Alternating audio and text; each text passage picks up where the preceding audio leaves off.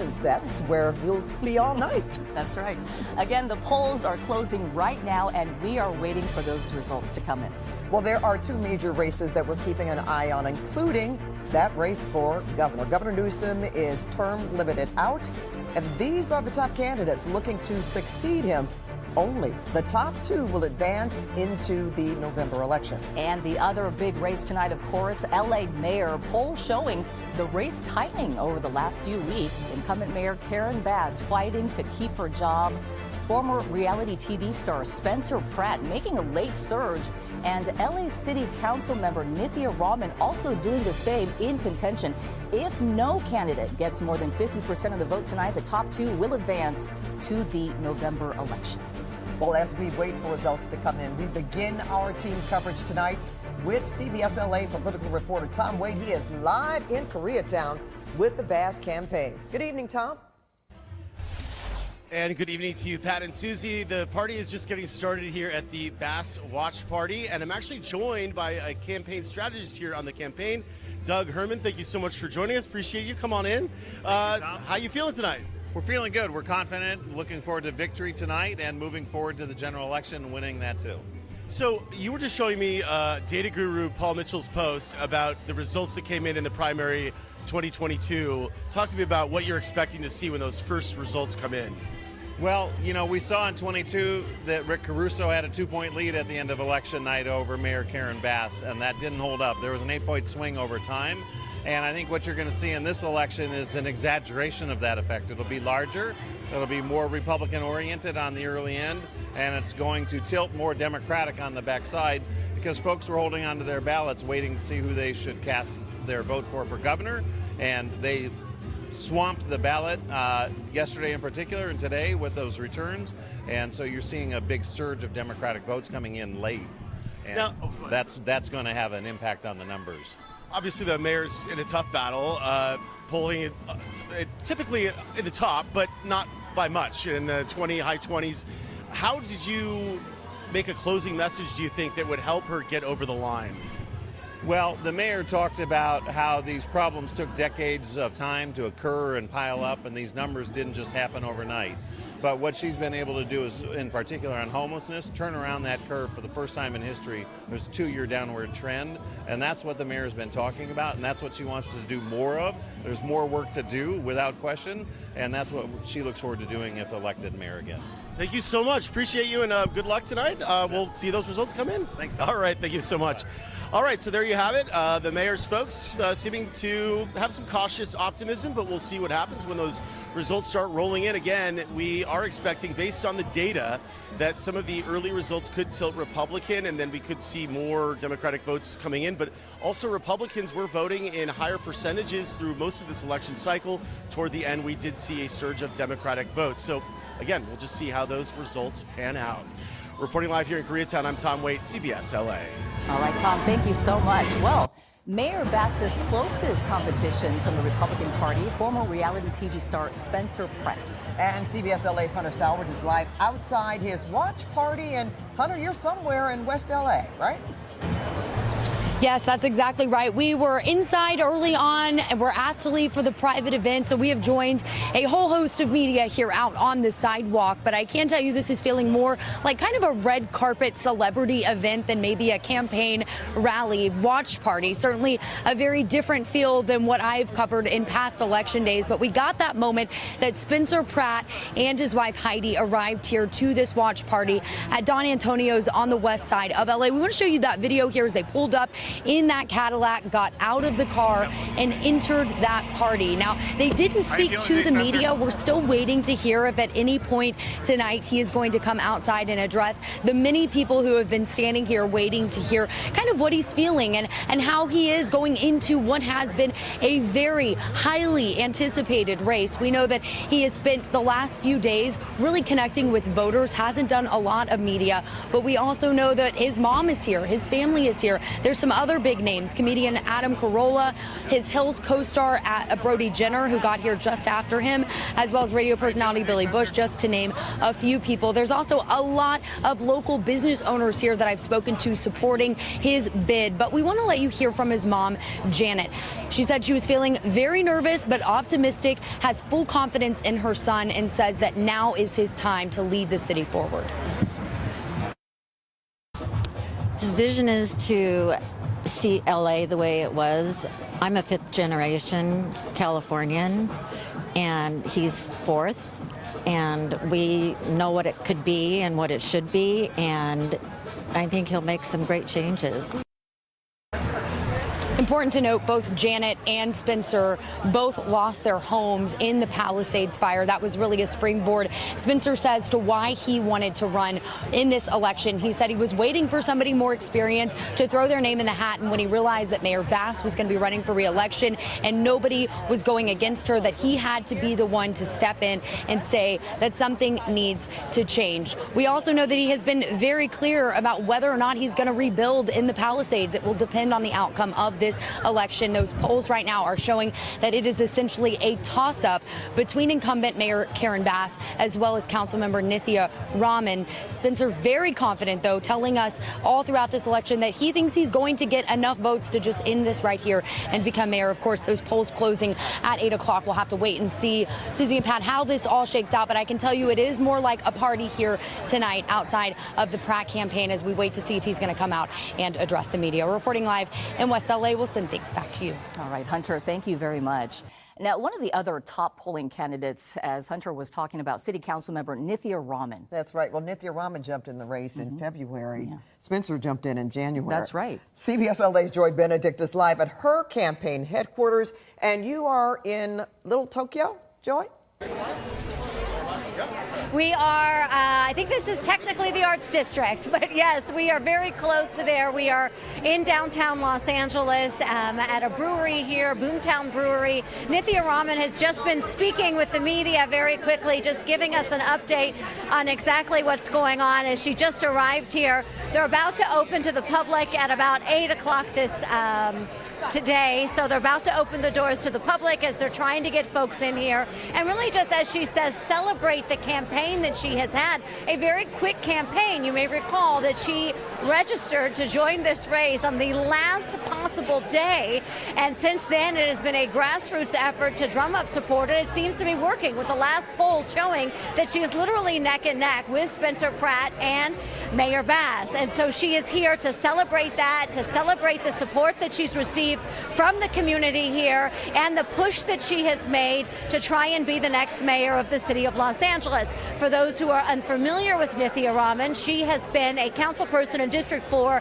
which covers about 250,000 constituents in the San Fernando Valley, since first being elected back in 2020. So she is in her second term here as a council person. You can see she is finally able to greet some of those people, the volunteers, the folks who have supported her campaign out here, as they are starting to come into the room. But again, she just spoke to us a short time ago, basically telling us that she is so thankful for the support that she's received in this very quick campaign. She's very thankful, and she's also not really expecting to get any definitive results tonight. We are going to see some early results, but she thinks if things come out like they're polling, with everyone so close and so neck and neck, that they may not know who the top two vote getters are for a couple of days. But really, just a very festive atmosphere in here. People are excited for her. They're excited that she made this push. They're excited that she's here, and they're excited to see what happens in the election. So again, we're going to flip some of that sound for you later on this hour, and then of course she's going to speak at the podium later on tonight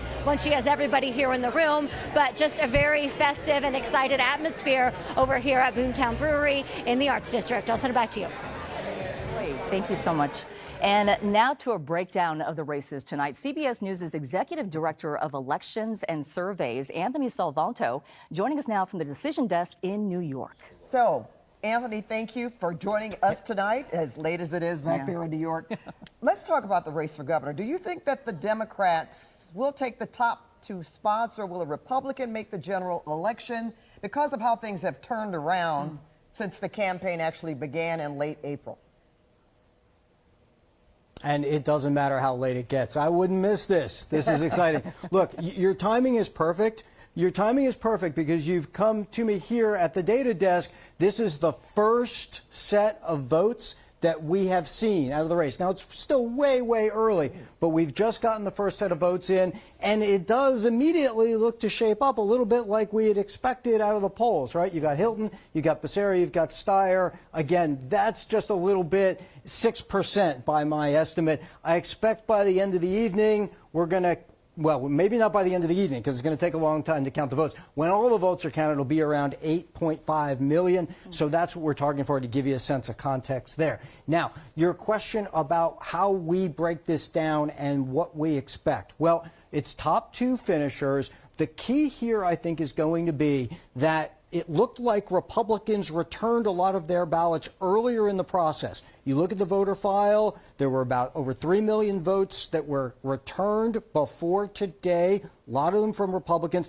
Democrats kind of holding on to those ballots, maybe waiting to make up their minds. Those will be coming in next. So that's kind of how we break that down and watch this, and that's our expectation there, guys. And Anthony, is there another race you're particularly interested in tonight? Maybe a congressional race? I know a lot of those different paths through California to win that majority in November. There are. The California House races are going to be key because, and you see, we don't have votes in from them yet, but what I'm going to be watching is overall, in the context of the national race to control the House, you know, after Prop 50, California added maybe 4, maybe 5 districts that would lean more towards Democrats. That's important. It's the reason the whole nation is watching this, because with such a tight race for House control, those, if they go into the Democratic column, could help the Democrats maybe try to offset the ones that Republicans picked up from redistricting across, say, a lot of southern states. So that's going to be key, and especially the ones that were drawn in order to favor Democrats there. And then I'm just going to very quickly bounce down here to not seeing any votes yet, don't expect any votes yet. L.A. mayor, whole nation's watching this one too. It's really interesting race, but I expect this is going to take a while to count. I expect that we'll see some votes tonight, but certainly not all of them in that contest, guys. Yeah, Anthony, it reminds me of 2022 when Mayor Bass ran against Rick Caruso. Sure. And before we went to bed, we thought Caruso had the race, but L.A. had not come in with the votes being counted yet, and then things turned around. So you're so right about that. Yeah. Yeah, that's definitely, look, it's very typical for California, just to remind folks, right? Sometimes if you see big blowout races, 60-40 somewhere statewide, you can make those projections. But in tight races like you're seeing for governor and here in L.A. mayor, you're going to need to see a lot more votes, guys. All right, Anthony Salvanto for us live from New York. Thank you so much, Anthony. We'll be checking in with you throughout the night.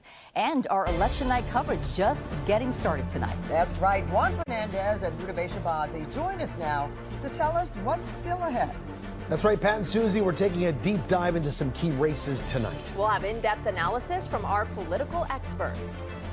Plus, the first results are coming in right now in the governor's race, and you can see Steve Hilton is ahead with 27.7% of the vote, followed by Javier Becerra, who was in the lead at 24.5%, then Tom Steyer, 17.3%, Chad Bianco and Matt Mahan trailing behind those three. We'll be right back.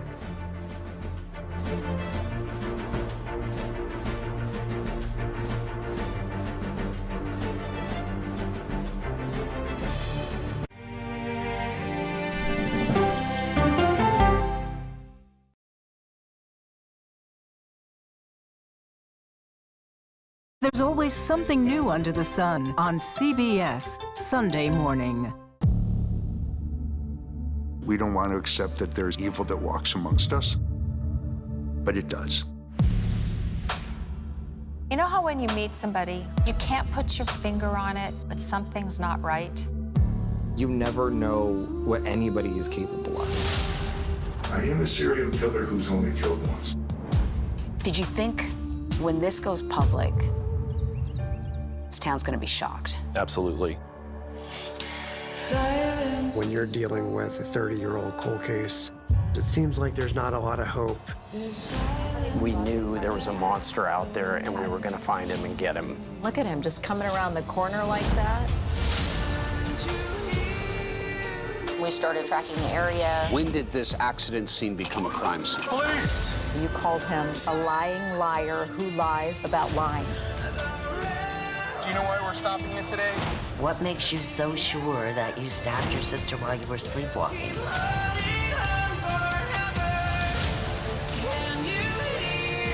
I never got a chance to see her one last time. Such injustice. I can't believe they did this to her. But no matter how hard it gets, never give up. I'm Natalie Morales with 48 Hours. Did you have anything to do with Joanna Hunter's death? This is a family that just wants justice.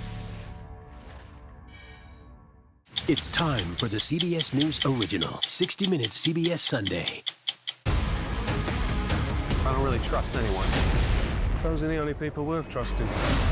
CIA, new series CBS Monday. Who's that Vic? 33 years old, naval intelligence officer. Looks like there's a story there. Oh, wow, that's really nice silk. How about I just give you guys the highlights? Federal agents! Everyone down! The robbery and the murder are connected. Genius, McGee. Elite. Very elite. NCIS is all new CBS Tuesday, 8/7 Central, and streaming on Paramount+. Sunday morning, Cars for a Song. Plus actors Don Cheadle and Iowa Debris. Listen for the trumpet.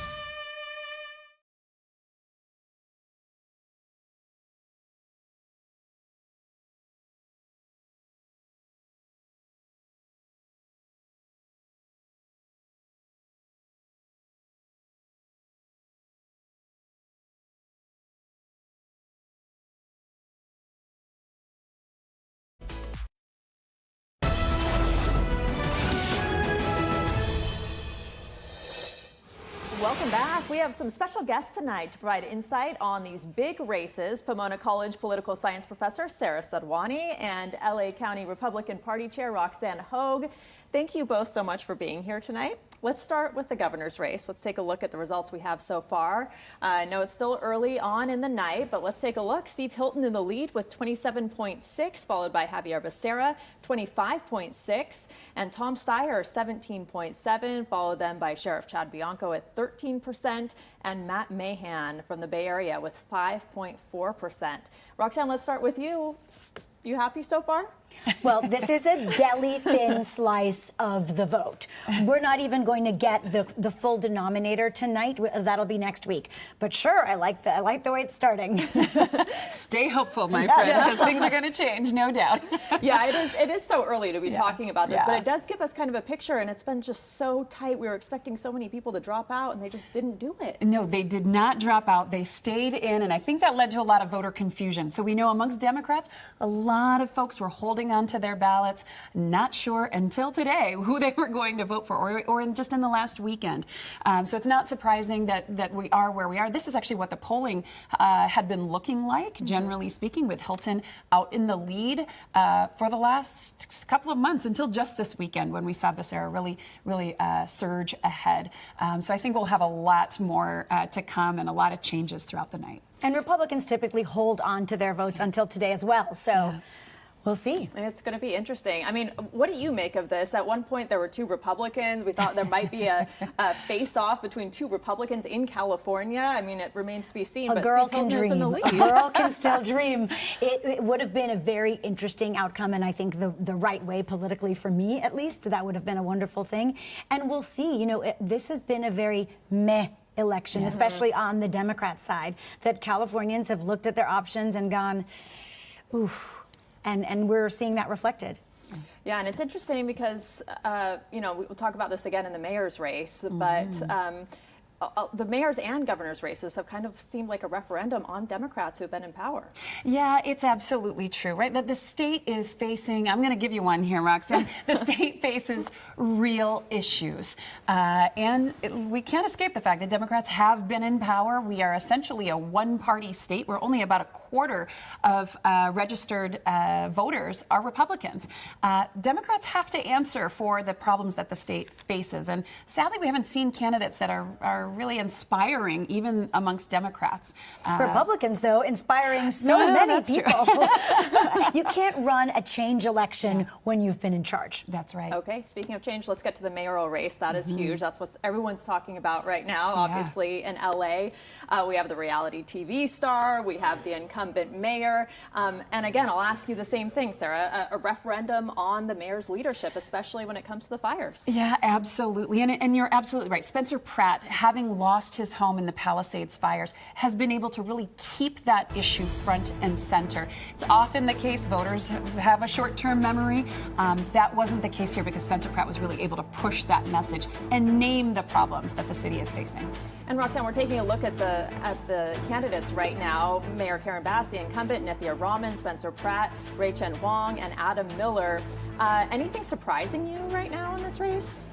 Well, that Spencer Pratt, yes, went from someone who rightfully was angry about the loss of his own home and his own community, but really then expanded to express what so many of us are thinking. I'm calling him, the kid at the Emperor's New Clothes parade. He stood up and said, this man is naked. LA is filthy, corrupt, and full of crime. And I'm just really glad someone stood up and said it. And apparently so are a lot of voters. Remains to be seen how many will actually pull the lever. And it was interesting, Nithya Raman kind of came up from behind. We weren't expecting her in the top 2 or 3 even. Right. Well, it was interesting that she ran at all, especially because she had endorsed Karen Bass before throwing her own hat into the ring.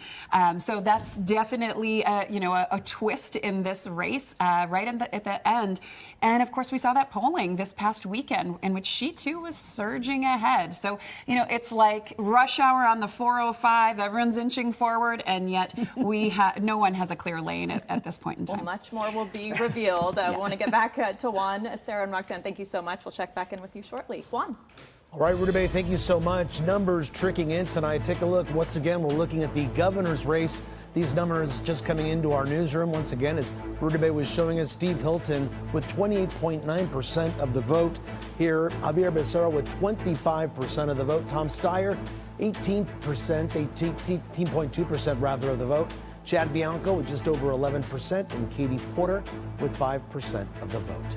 Let's get to the candidates for insurance commissioner. Ricardo Laro is termed out. The Sacramento Bee has called this the most consequential race in the state after the governor's race. So let's take a look at these numbers. The industry is in crisis right now after skyrocketing insurance rates and the fires.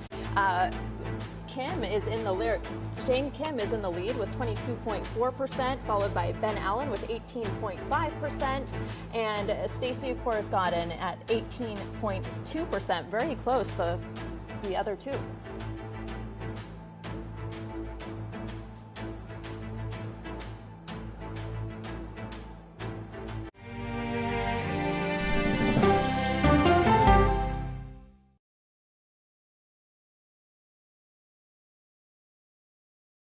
Chilling with the queen, her name is Gail King. Hey! CBS Morning. CBS Morning. CBS Morning. CBS Morning. CBS Morning.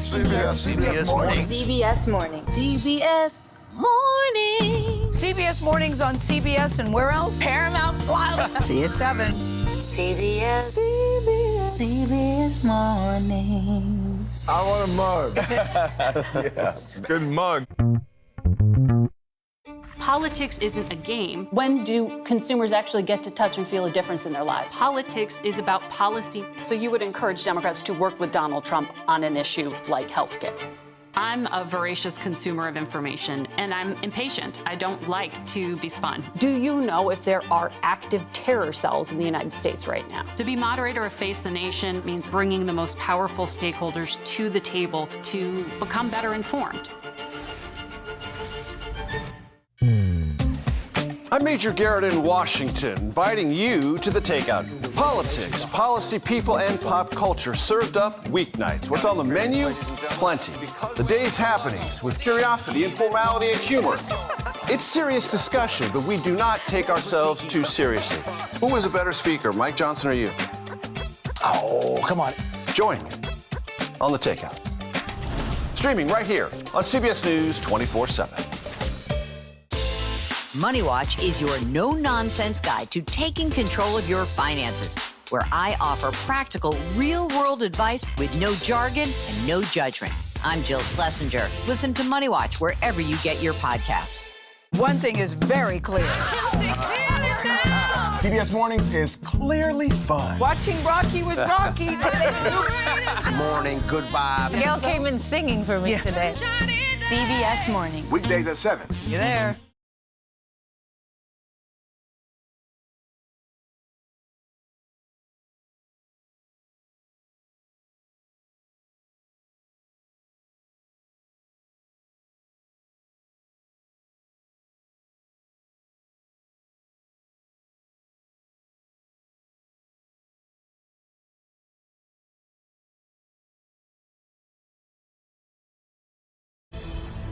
Breaking news right now, numbers coming in on the LA mayor's race. You see them right here. This is a nonpartisan race. The top two contenders then move on to the November election unless one candidate wins a majority of the votes. Now, that's not expected to happen tonight, but as you see here, Karen Bass has 38.1% of the vote, followed by Spencer Pratt with 27.9%, Nithya Raman, 20.1% of the vote, Adam Miller with just under 5% of the vote, and Ray Huang with just under 3% of the vote. Again, this is a very crowded field, 13 challengers for the LA mayor's race.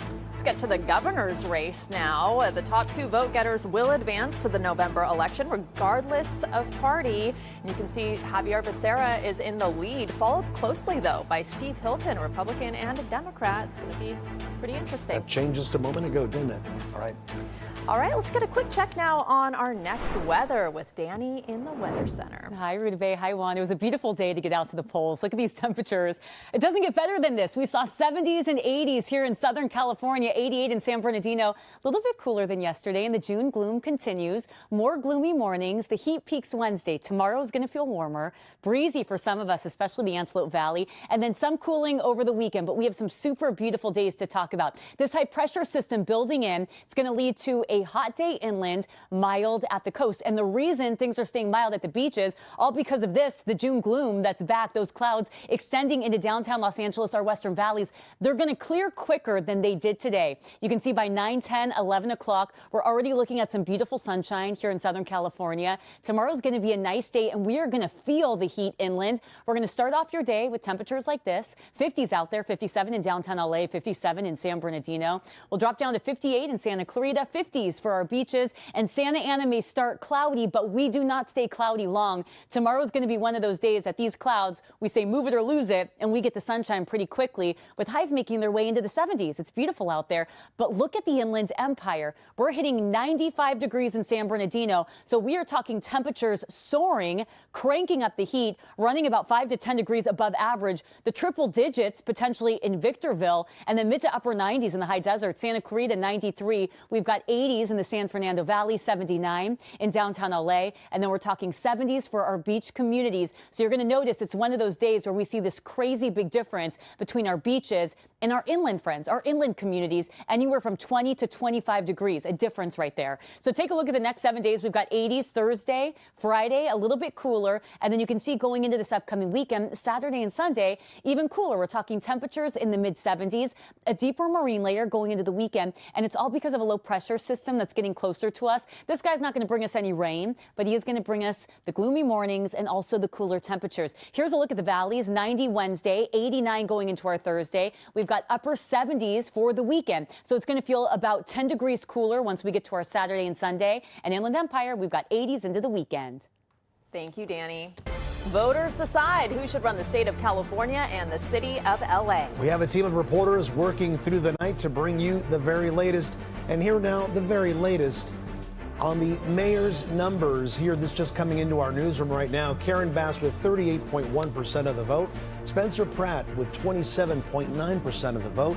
Nithya Raman on third place here with 20.1% of the vote. Adam Miller, 4.7%. And Ray Huang with just under 3% of the vote tallied up to this moment. Let's check back in on the governor's race now. Javier Becerra in the lead, 26.4%, followed by Steve Hilton. This changed already within the last few minutes, 25.6% of the vote. Tom Steyer, 19.8%, Chad Bianco, 11.4%, and Katie Porter with 5.1%. Let's look at Lieutenant Governor. And Democrat Eleni Kounalakis has held office for 8 years now, and she has termed out. That's right. So here are the candidates right now vowing for the Lieutenant Governor role. Fiona Ma with 20.6% of the vote. Gloria Romero has 18.7% of the vote tonight. Josh Friday, 14.1% of the vote, followed by Michael Tubbs with just under 12%.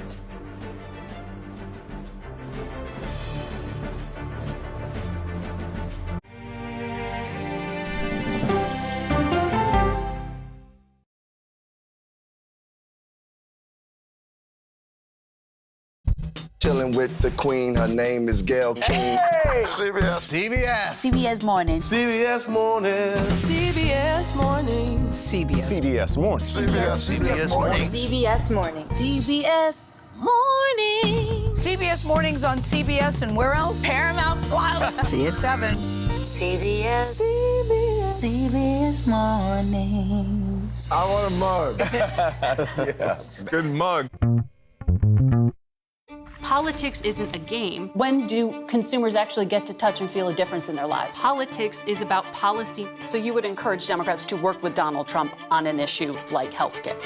I'm a voracious consumer of information, and I'm impatient. I don't like to be spun. Do you know if there are active terror cells in the United States right now? To be moderator of Face the Nation means bringing the most powerful stakeholders to the table to become better informed. I'm Major Garrett in Washington, inviting you to the takeout. Politics, policy, people, and pop culture served up weeknights. What's on the menu? Plenty. The day's happenings with curiosity and formality and humor. It's serious discussion, but we do not take ourselves too seriously. Who is a better speaker, Mike Johnson or you? Oh, come on. Join me on the takeout. Streaming right here on CBS News 24/7. Money Watch is your no-nonsense guide to taking control of your finances, where I offer practical, real-world advice with no jargon and no judgment. I'm Jill Schlesinger. Listen to Money Watch wherever you get your podcasts. One thing is very clear. CBS Mornings is clearly fun. Watching Rocky with Rocky. Good morning, good vibes. Gail came in singing for me today. CBS Mornings. Weekdays at 7. See you there.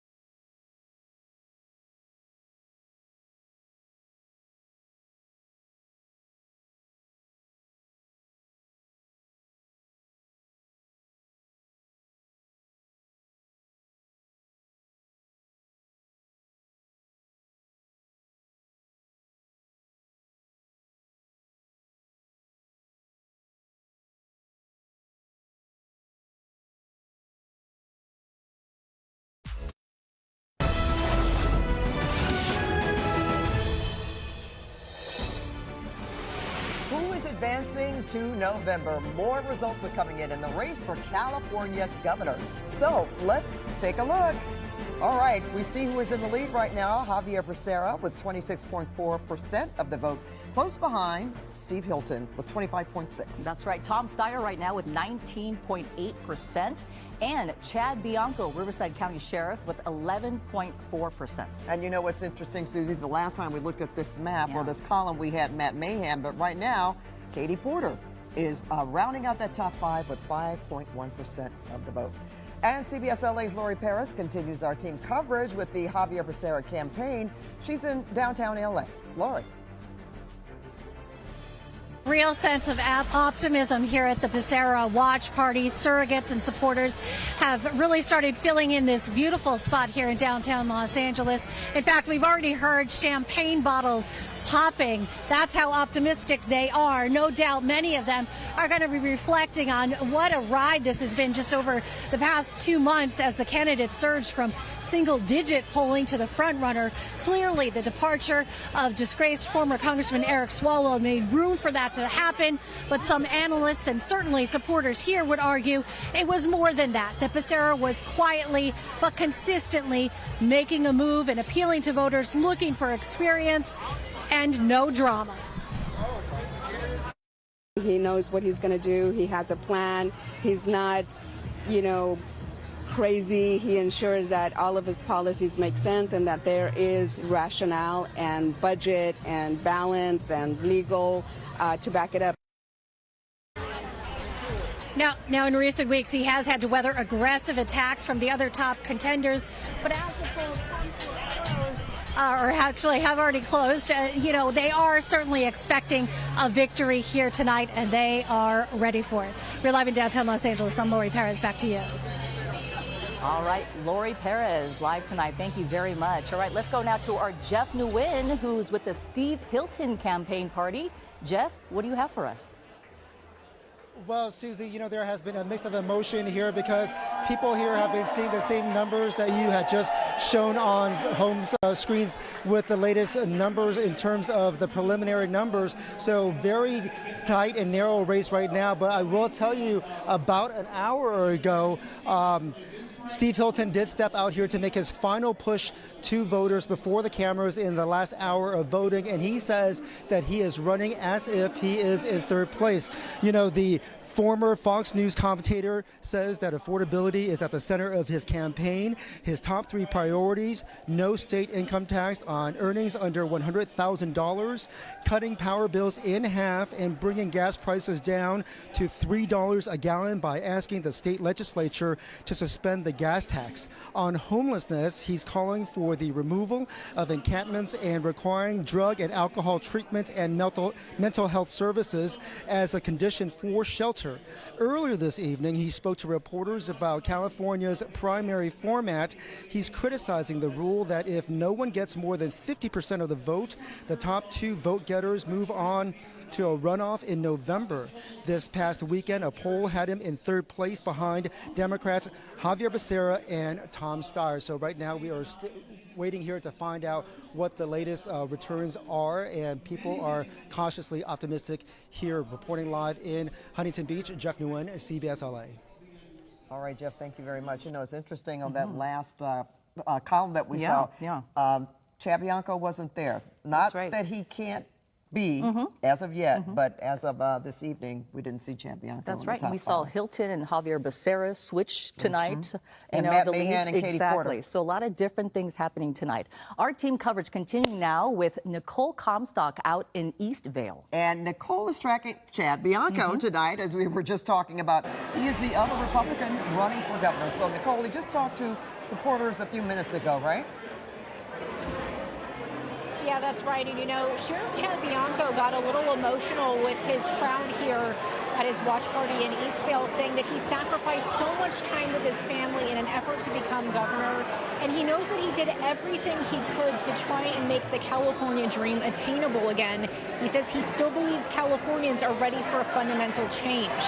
Now, in a recent sit-down interview with CBS LA, Bianco talked about wanting to roll back sanctuary state laws, reform homeless programs to focus more so on addiction and mental health treatment, and he wanted to lift restrictions on oil and natural gas drilling in order to lower costs in the Golden State.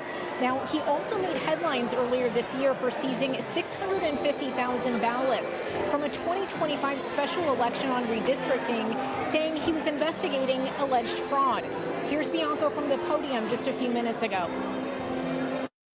You are either behind us financially, spiritually, personally, helping, whatever it was, to make a better California. And you have absolutely, I cannot express enough from the bottom of my heart how appreciative I am for all of you. So thank you all very much. Well, Bianco told the crowd he very much wants to become their next governor, but at the end of the day, he will always be their sheriff.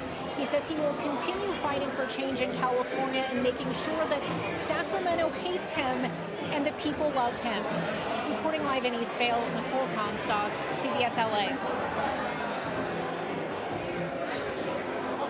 Well, we talk about Chad Bianco. I mean, 30 years in the department, the sheriff's department in Riverside County, elected sheriff in 2018. He certainly is beloved, right? Absolutely. He's running as that law and order conservative of this race, Pat, you know, putting himself, you know, saying that California has become unsafe, unaffordable. Well, that is his message, besides other things, but I would say that he stressed that more than anything, don't you think? Yeah, absolutely. Okay. All right, now let's switch gears and talk about that important race here in Los Angeles for mayor. No, that's for sure. Here are the results of that race so far, and still early, ladies and gentlemen, but now we see some difference here. Mayor Bass, the incumbent, has 36.5% of the vote at this hour. And Spencer Pratt has changed places with Nithya Raman. Spencer Pratt has 30.3%. Nithya is in third. That's right. 20%. Nithya Raman, Pat, you know, as we were reporting just last Friday, jumped ahead of Spencer Pratt in polling. So we'll see how that shapes up. But right now, Nithya Raman, Councilwoman District 4 with 20%. And Adam Miller, a man who says, hey, you know what? The city of Los Angeles doesn't need another career politician. It needs a CEO.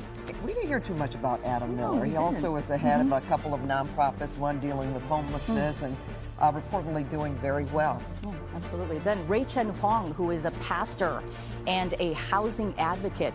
We were talking about this earlier. She is one of the more louder progressive voices in this race, along with Nithya Raman. Again, they're both members of the Democratic Socialist Party of America. So it's interesting that they are both running against each other. But when you look at it, Nithya Raman was also, you know, like a member with Karen Bass. Very aligned with her. So that was a big surprise when she ran for mayor. Besides a lot of the other surprises that we're having tonight. So keep it right here, folks. Yeah. Right now, we are going to go to CBS LA's political reporter, Tom Wade. He's at Bass headquarters right now. Tom?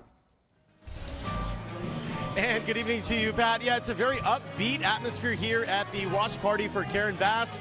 Take a look. You can kind of see the room filled up. This is in Koreatown at a hotel, and there's a lot of people here that are just kind of hanging out, and it's a party atmosphere. I got to tell you, it seems like there's a lot of optimism here. It could be a bit of cautious optimism, but they are liking what they're seeing so far in terms of the results. The campaign strategist for the campaign told me just a short time ago that he expected that the initial results and returns would favor Spencer Pratt based on some of the results and returns that came back in the last primary cycle 4 years ago when Rick Caruso came out kind of in the lead when they first released the first batch of ballot numbers. So they are feeling pretty good about where things are right now, but it's obviously just the first round of votes that have been processed, tallied, and released. So right now they're just standing by, but they are certainly optimistic about what they are seeing in terms of the pacing right now. But again, we are waiting for a lot more results to be coming in. But just in terms of the atmosphere here and the energy, it's pretty strong, and there's definitely a sense that, you know, Bass might overperform. We'll see if that's the case. Obviously, the campaign wants to project as much optimism as they can. There's a lot of challenges for Bass coming into this. There was a higher percentage of Republicans voting in the election, at least initially, and then a lot of Democrats came in and voted later in the primary cycle. In just the past few days, we've seen that surge. And also, there's been the issue of just voter malaise. I mean, there's not a lot of turnout sometimes in these primary cycles, although we did see an increase in that turnout just in the last couple days. Reporting live here in Koreatown, I'm Tom White. Let's go back to you in the studio. All right, Tom, thank you very much. Well, former reality TV star Spencer Pratt hoping to unseat Mayor Bass tonight. Well, CBS LA's Hunter Sowards is live outside his watch party in West LA. So, Hunter, have you heard any news from the Pratt campaign as to the results so far? You know, Pat, we are still waiting to hear if he's going to come out and address the media, but I can tell you about 10 minutes or so ago when we got another dump of numbers, there was cheering that was behind me here. They put up a privacy tent, so to speak, as they are having that party behind me at Don Antonio's.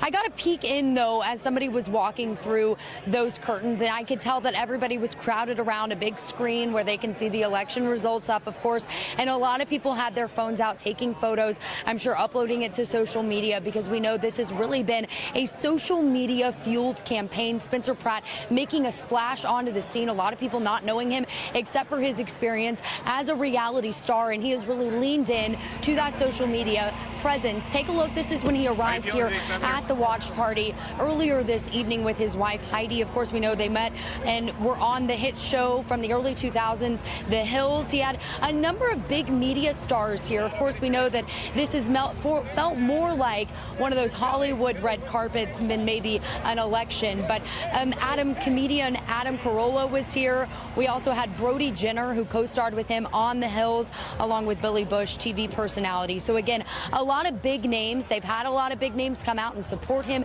over the last few months as he has gained traction. Of course, right now, second to Mayor Karen Bass will, of course, be out here and hopefully be able to bring you his response if he comes out and speaks to us at some point tonight. Reporting live in West LA, Hunter Sowards, CBS LA. Hunter, thank you very much. One of the other top polling candidates, of course, Pat, City Council member of District 4, Nithya Raman. Yeah, who jumped in February. Pretty surprising, too. Yeah. But CBS LA's Joy Benedict is live with the Raman campaign tonight at the brewery. So, Joy, take it away.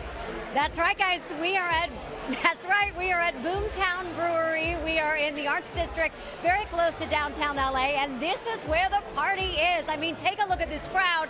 And of course, where else would we go? The candidates go to watch the results, but of course right here on CBS LA as they are playing our broadcast behind us as folks are very excited here at the Nithya Raman campaign. Now she came out right away. See, now they see themselves and we're getting a lot more of that excitement because we are welcome, all is welcome, and they are very excited about the campaign that Nithya Raman has had out here. We are welcome here. She came right up to us and talked right away when she got here. Very excited about the work that her volunteers have put in to sort of get the word out in her last-minute campaign. When I first started, I didn't know what to expect. I declared my intention to run on the very last possible day, and only because I felt like the city needed someone to fight for it, and so many other people came to join us to fight for a better future for Los Angeles, and really, like, I am just overwhelmed with gratitude for all of them, because without them, none of this would have been possible. And obviously the things that she is most proud of, as she says, is fighting for the city of Los Angeles, figuring out the homeless crisis that we have here and making housing affordable, really working hard to find affordable living for those in the apartments, for the renters, for the folks who are just trying to live and be here. Now back out here live, of course, the crowd, again, very excited to be here. It is quite the party going on, and everyone just sort of waiting, but they aren't expecting to really know. You know, we saw that initial polls coming in third, but a lot of those are people from mail-in ballots, folks that maybe hadn't heard her message yet, so they are very hopeful that they have a lot of last-minute voters, folks that voted today. They're going to be voting for her. I'll say about you guys. All right, Joy, thank you very much. Juan Fernandez here in the news studio. We have more results coming in right now. This is for U.S. House District number 40. This covers the area of Villa Park, Rancho Santa Margarita, Murrieta. This is a new district that was created by Prop 50 to help Democrats take control of 5 U.S. House seats in California, currently held by Republicans. As you see there, right now, Ken Calvert with 35.5% of the vote, followed by Young Kim with 20.4%. Joining us right now, we have Roxanne Hogue and Sarah Sadwani. Starting a look at the House District 40, as we mentioned, one of the newly created districts in the state. Any surprise here? We have 2 Republicans at the very top of the list right now. It's a disappointment that we're going to lose one of them, and it's thanks to Prop 50 and that redistricting, which was really the purpose was to whittle down our scant representation even more. So it's a sad day for both of them. And Sarah, any surprise for you regarding what we're seeing tonight? No, not a big surprise. I mean, we know that this is going to be a Republican Republican stronghold district. It was drawn to be that way. And the reality of this top two election is that it's probably likely that both of these candidates are going to continue on to the general election.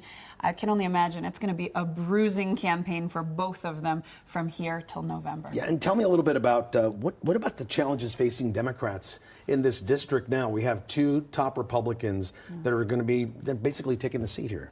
Yeah, this is the reality of Prop 50, right? Is that we're in this instance we put I wasn't a part of it, but two Republicans were put into the same district in order for them to have to run off.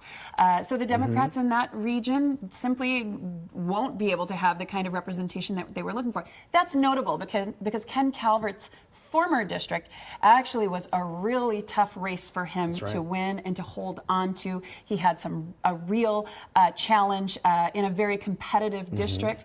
That's no longer the case. Yeah, with this new district, Calvert currently represents 51% of voters in the new district. Kim represents 35% of them. Roxanne, who is best positioned to take the seat here? What do you think? Well, I think Sarah's right. It was designed to be a cage match between two effective Republicans. And so it is bad news for the constituents of that district and of their former districts, because I think, and what we'll hopefully see in the other races tonight, is that we do better as a state and as municipalities when there's competition for voices. And it's just a shame that this has come to this. All right, ladies, thank you very much. Now let's go to Measure ER. 50% plus 1% wins outright tonight. Let's go ahead and take a look at the numbers right now. Look at this, folks. It looks like Measure ER is going to be a no right now, with almost 395,000 votes coming out right now. Any surprise here with what we're seeing? I know a lot of voters say, not another tax. I'm not interested in paying more. And this would have made our tax one of the highest taxed areas in the country. Well, that's why we're even having the debate that we're having with an incumbent governor who would normally skate to, mayor who would normally skate to re-election, is manage your budget. Figure out your own house first instead of asking us to give up for it. And, you know, the problem with all these returns out of the county of LA is that we don't even know the denominator yet. So we'll see if this percentage holds. Sure, and this could absolutely hold. And the real challenge here is it's really tough to ask voters to be taxed even more when affordability is front and center for voters. However, this is not just manage your budget. I agree, manage budgets. However, this has to do with Donald Trump's budget cuts to health care, and they're simply trying to make up that difference. And that's what Measure ER was all about. Are you expecting any changes based on what we're seeing early numbers coming in right now? This looks like a pretty strong no at this point, but what we know is that more ballots are going to be counted and more ballots will come in, and what we've seen is those tend to be ballots from further to the left. Okay, Roxanne and Sarah, thank you so much. Rutabaga, we'll send it back to you now.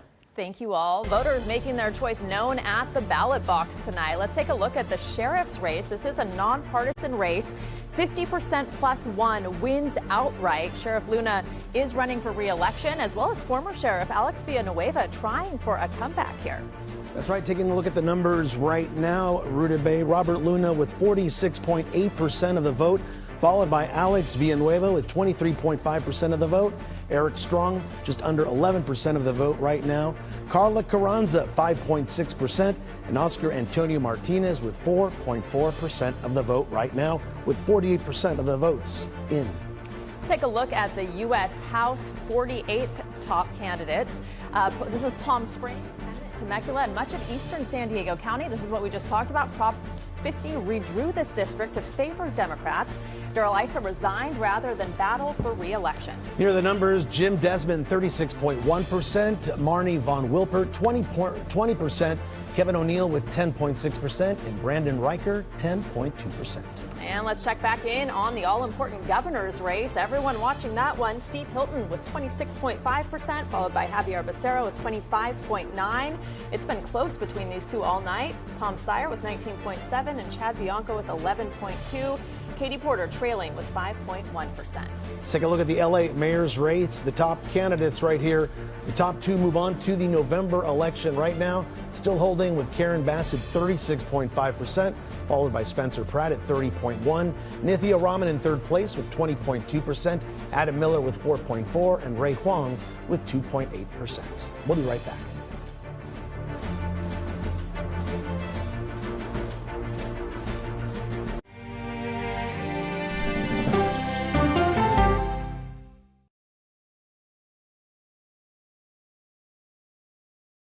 There's always something new under the sun on CBS Sunday morning. We don't want to accept that there's evil that walks amongst us, but it does. You know how when you meet somebody, you can't put your finger on it, but something's not right? You never know what anybody is capable of. I am a serial killer who's only killed once. Did you think when this goes public, this town's gonna be shocked? Absolutely. When you're dealing with a 30-year-old cold case, it seems like there's not a lot of hope. We knew there was a monster out there and we were gonna find him and get him. Look at him just coming around the corner like that. We started tracking the area. When did this accident scene become a crime scene? Police! You called him a lying liar who lies about lying. Do you know why we're stopping you today? What makes you so sure that you stabbed your sister while you were sleepwalking?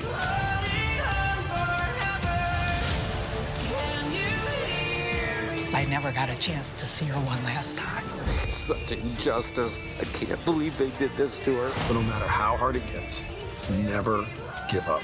I'm Natalie Morales with 48 Hours. Did you have anything to do with Joanna Hunter's death? This is a family that just wants justice.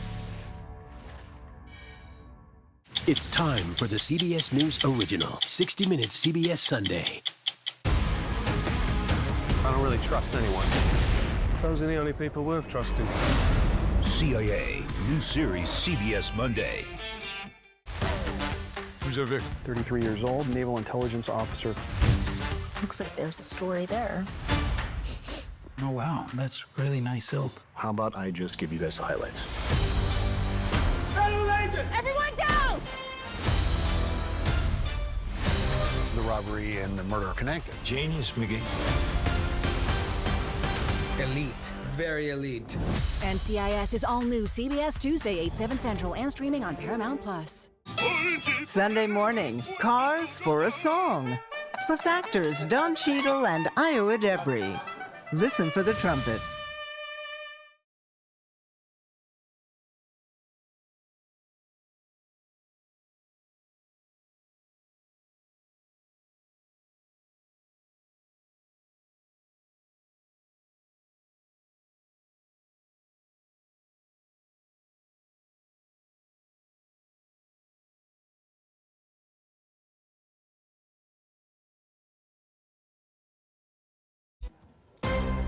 Want to get a check on breaking news happening in Bakersfield tonight. CBS LA assignment editor Mike Rogers is at the desk to tell us about an all-day standoff and hostage situation in a Chase bank, Mike. Yeah, you know, Juan and Rudabeh, that situation remains active right now. There are still hostages inside of that Chase bank in Bakersfield. What we know from the Bakersfield Police Department is someone went inside the bank, reported having a bomb strapped to his chest, and threatened to detonate it inside of the bank with those hostages still inside. I want to show you some video from the scene here. We've got Bakersfield PD, we've got Kern County Sheriff, the FBI, everyone on scene here trying to negotiate. Now, what we know is in the last 2 hours, they were able to successfully negotiate the release of one of the hostages, though there still remains to be additional hostages inside of that bank. Who the person is unclear. How many hostages are still inside the bank is unknown as well. Right now, the Bakersfield Police Department not revealing those details. We know that Sacramento has sent a team from the FBI down there. They're using drones. They're using other equipment there to try to negotiate with this person. We know crisis negotiators do have this person on the phone inside of the bank. But here we are, almost 9 o'clock at night. They are still attempting to negotiate the successful release of the remaining hostages inside of the bank. And again, at this point, that man claims to have a bomb strapped to his chest and is threatening to detonate it. We are in contact with our station, KBAK, in Bakersfield. And of course, as soon as we learn more, we will bring it to you. That's it for CBS LA at 8. Election coverage continues right now on CBS LA at 9.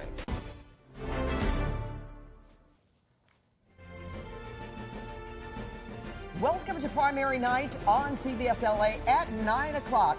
Voters decide who will be the next governor of California and the mayor of LA. I'm Pat Harvey. Hi, everyone. I'm Susie Suh. The polls are closed now and the votes are in. So here's a live look at the count happening right now. Pat, this is at that center. It's a huge vote tabulation center in the city of Industry, just off the 60 freeway, and it is massive. It is highly secured, 24/7 security. And what's wonderful about this is you've been able to come in and actually watch the people processing the votes. You did have the opportunity to do that, and they are doing that just to make sure that there are no claims of anything happening untoward with those ballots. So that everything is exactly safe, right, and right. Absolutely. Now, the CBS LA team is staked out at all the major campaign headquarters, but first, we have some results. So let's look at those if we can. All right. I believe we're going to look at the race for LA mayor first and look at those numbers. Right now at 9 o'clock, we have incumbent Karen Bass with 36.5% of the vote. And former reality TV star Spencer Pratt with 30.1%. And he stayed in that position for quite some time now. Nithya Raman, the council member from the 4th District, is coming in third right now with 20.2% of the vote. Very interesting polling between those two because they've been really fighting for the number 2 and number 3 spot.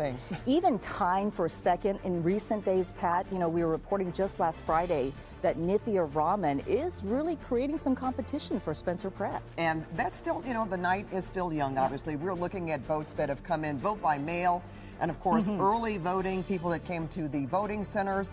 But there is same-day voting, and if you took out a provisional ballot, that's still going to take some time. You have 7 days until the polls close tonight for those votes to be counted, if they came in by today. So Adam Miller, Susie, 4.4% of the vote. This is somebody that we hadn't really heard about. He's a tech entrepreneur, a coach. He also is the president of some non-profit groups, and from what we understand, he does pretty well. And he has really put his own money into his campaign. That's but right now, he's in 4th place. Adam Miller saying that Los Angeles does not need another career politician. It actually needs a CEO. Let's go now to our Tom Waite, who's live at the campaign event for Mayor Bass. Tom, what are you seeing now? And good evening to you. Yeah, it is a very intense party atmosphere here right now at the Bass Watch Party. Behind me right now on the stage is one of the SEIU labor leaders. We are waiting for Mayor Bass to take the stage. She should do so in just the next few minutes. There has been a lot of positive energy here, in part because the numbers that they're seeing in the returns are better than expected. The campaign was expecting the numbers to be a little bit lower for Bass. They said they expected a stronger return for the Republicans who voted early in this election and thought that first batch of returns would show that Bass was possibly behind. They were looking at last cycle to 2022, and Caruso was ahead at the beginning of the election night results that were being revealed. So at that point, it was looking, sort of bleak at some points for the supporters of Bass, but then the numbers changed as more results came in from the mail-in ballots and other people who had voted in different ways, either dropping those ballots off or mailing them in. We are just waiting again for Bass to come in, to come out, but certainly again, you can hear the energy here at this hotel in Koreatown where people are very excited for Mayor Bass and for these numbers. One of the campaign officials told me that the numbers that are coming in so far actually did match what their internal polling had shown. So there we go. It's very loud in here. We are expecting Bass up here at any moment.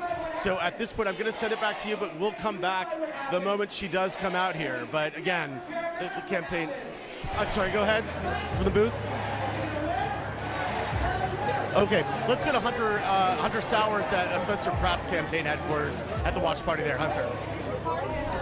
Hi there, Tom. Yeah, of course, the strongest competitor here for Mayor Bass, at least at this point in those election results, is Spencer Pratt. About 30 minutes ago, we could hear some cheering inside when the latest numbers dropped. I was able to kind of peek through the privacy curtains behind me here that they have put up to keep the media out, and could see people huddled around a screen taking pictures of those results. So, of course, Spencer Pratt very confident coming into this election day, saying that he actually thought he was going to get that 51% of the vote needed to not even go to the general election, but to end it here tonight. Obviously, it's a much closer race, but his mother speaking to us earlier saying that she was very optimistic, albeit nervous, about today. We want to show you video, though, here of Spencer Pratt arriving to this watch party. We were asked to leave from inside earlier tonight because they said they wanted this to be a private event, but you can see he's with his wife, Heidi, of course, both known mainly for their roles on that MTV show in the early 2000s, The Hills. There were some other big names that we saw here, including comedian Adam Carolla, as well as Brody Jenner and Billy Bush, all here tonight to support Spencer Pratt. He has really made a push on social media and has made a lot of headways with people who are frustrated with the response by Karen Bass to the fires in January of 2025. We know, of course, that Spencer Pratt lost his home along with his parents and has really made a push to try to be the future he says that he wants to believe in for this city, a fourth-generation Californian. But at this point, we still don't know if he's going to come out and address the media. We were hoping to hear from him earlier, so of course we'll continue to track it, and if we are able to speak to him, we will bring you that remark. But we want to send things over now to Joy Benedict, who's covering Nithya Raman's watch party. Hi, Joy. Hey, Hunter, that's right. And it is quite a party inside. Certainly, we're not outside on this one. And really, neither is anybody else. Take a look at this crowd. They opened the doors at about 8 o'clock this evening. There's a lot of music. They just had some volunteers up on stage that they were honoring for all the door knocking, all the calls, all the work that's been done, and really what is a last-minute push type of campaign. I mean, she registered for this election the last possible day after endorsing the mayor and saying, you know what? We need other options. I'm just going to go ahead and run myself. For those who don't know Nithya Raman, she represents the 4th District, which is a large portion of the San Fernando Valley. She's been in office since about 2020, but she came out here tonight. She had a lot of optimism, talking about how hard this campaign was for everybody, how hard everyone worked, and how proud they were of the progress that they've made. I mean, you've really seen the polls jump in her favor just in these last couple of weeks, and that's why she's not too deterred by these early results where she's coming in 3rd, still getting 20% of the vote, because a lot of the people, a lot of these ballots that are being voted or read right now early are ones that came in a while ago, and so she's hoping a last-minute push today is going to put her over the top. What's it about you? Thanks so much, Joy, and you're absolutely right about that. We're still waiting for the count to come in from Los Angeles. And Susie, as we were talking earlier, we figured Nithya Raman had to do some internal polling to jump into the race as she did in February, right? That's right. Yeah. You know, she jumped in so late. You know, we're talking about how aligned she was with Mayor Bass, and then running against her. Exactly, and running against her. So as we say, she knew something, we did it. Okay, well, we're also watching the race to become the next governor of California, and we do have some results coming in.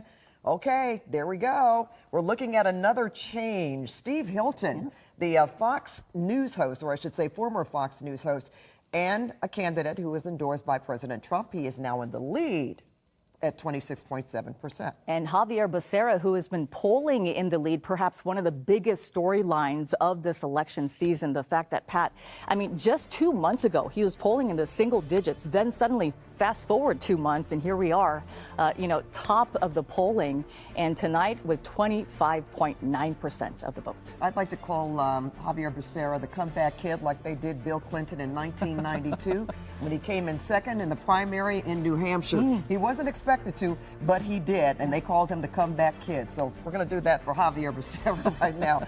And Tom Steyer is coming in 3rd at this hour with 19.7%. And Tom Steyer, of course, spent over $200 million for his own campaign. That's right. And Riverside County Sheriff Chad Bianco with 11.2% of the vote. He says California is unsafe, unaffordable, and overregulated. All right, but we're going to go out to our Lori Perez now. She's continuing our team coverage from the Javier Becerra event in downtown LA. Lauren.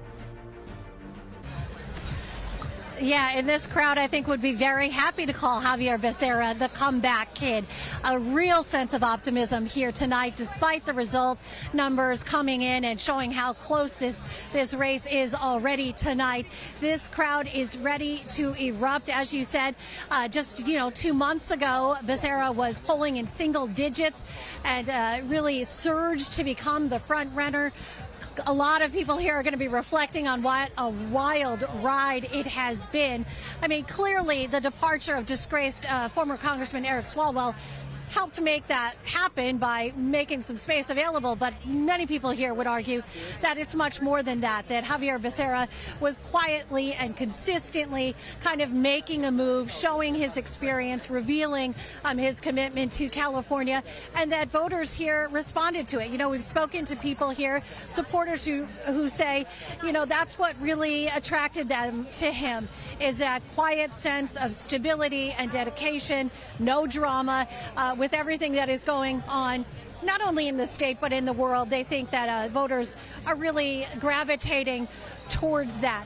We are waiting any moment for Javier Becerra and his family to arrive. In the meantime, we want to send it over to Jeff Nguyen, who is with Steve Hilton's campaign.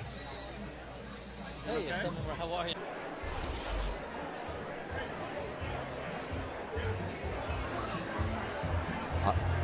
I hear you. So, guys, if the control room, there's a little bit of delay, so just bear with me, everybody. But there has been a lot of emotion in this ballroom because of this very tight seesaw battle that we have been seeing, and we are looking at the same numbers that you are looking at in the newsroom. I can tell you, in the last hour of this primary race, Steve Hilton told the crowd out here, or reporters out here, that he is acting as if he is running in third place. Now, the slogan that the former Fox News commentator is saying is that his slogan is "Change is coming," with affordability at the center of his campaign. Another focal point is homelessness. He's calling for the removal of encampments and requiring drug and alcohol treatment and mental health services as a condition for shelter. Hilton says that he wants to expand concealed carry gun permits, and in April, President Trump endorsed Hilton. He was asked if Trump's endorsement would hurt him because the president's polling numbers have been falling. Take a listen. It's an honor for me as a proud American who loves this country so much to be endorsed by the President of the United States. I think that's a natural feeling that anyone would have in my position. But the most important thing is the results that the next governor gets for the California people. And I think it's going to be very helpful in a practical way to have a governor that has a good constructive relationship with the administration in Washington. And he was asked if he made the runoff in November, whether the deck would be stacked against him because there are so many Democrats outnumbering Republicans in this state. His reply was that he believes even Democrats want change because the cost of living in California is so steep. Reporting live in Huntington Beach, Jeff Nguyen, CBS LA. All right, thank you so much, Jeff. Well, looking at the numbers, and we see now how the night is also going back and forth between Javier Becerra and, of course, Steve Hilton. Sure. And Tom Steyer is coming in third right now, but it's still early. Very early results. We have to keep talking about that and emphasizing that, Pat, because we have so many vote-by-mail ballots here in California. All Remember, right. Karen Bass, Susie, I think we have to interrupt and go to Karen Bass. She should be speaking to her supporters right now. There's a mayor. Win tonight. I will tell you it's looking good so far. We got a lot more to go, but so far it's looking good. And I am so glad to be here with everyone on a night. In a couple of hours, we will declare victory. And let me just say, first of all, let me thank everybody standing behind me, because this is my family, my whole family that are here. My two grandsons in my first campaign, they're now taller than me. my nieces and nephews who have grown up over the last few years. Let me just say that we can't do anything without our families. Our families who put up with all that we have to go through when we choose public life. And I just want to take a minute to tell you how much I love you so much and appreciate you for standing there with me throughout thick and thin, and everybody here for your support. We have led a grassroots campaign because we want to bring change to our city, and that's what we've been doing, and that's what we're going to continue to do. I want to thank the elected officials who have stood with me. I want to thank the leaders of community organizations that have stood with me. My partners in the labor movement. And I think I see the Beyonce of labor, who hasn't been speaking to me for a while for a very good reason, but I am so glad that she is here today. That is Yvonne Wheeler, the head of the County Federation of Labor, because we are a union town, and we are a town that understands that union jobs are the way we deal with affordability. And David Green over there from SEIU 721. And let me just say, we also have leaders of the business community here, because it takes the business community, the labor community, grassroots organizations. We can have the city that we know we all deserve.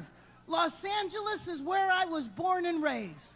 Los Angeles is the city that I love. Los Angeles is the creative capital of the world, where we dream and we make our dreams come true, where our industry was leaving, but we're bringing it back. We're bringing it back because we understand the good jobs and the business opportunities that come from the creative industry.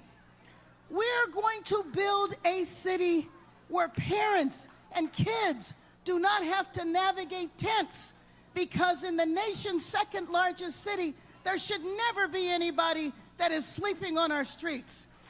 We are a city that can deal with this, and we have been doing it, and we are going to continue.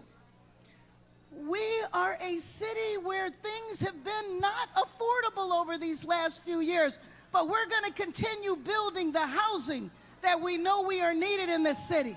42,000 units are already underway, and in the next 4 years, we're going to finish those 42,000 units, because we know that that's the key to affordability. And we are a city that is unified. You just think this Saturday marks 1 year from the dark day in our city when we all had to face the raids by ICE. And they thought that they were going to divide our city. But nobody divides Angelenos, right? Because we stand up for each other.